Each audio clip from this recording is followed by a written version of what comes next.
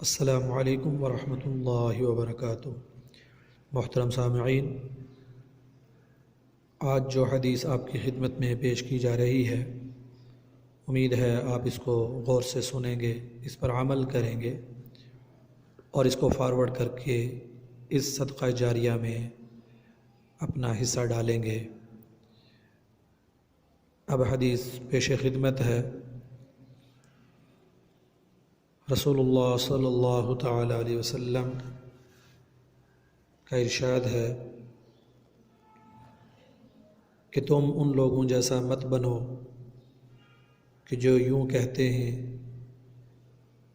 کہ اگر لوگ ہمارے ساتھ بھلائی کا معاملہ کریں گے تو ہم بھی ان کے ساتھ بھلائی کا معاملہ کریں گے، اور اگر لوگ ہمارے ساتھ ظلم کریں گے تو ہم بھی ان کے ساتھ ظلم کریں گے۔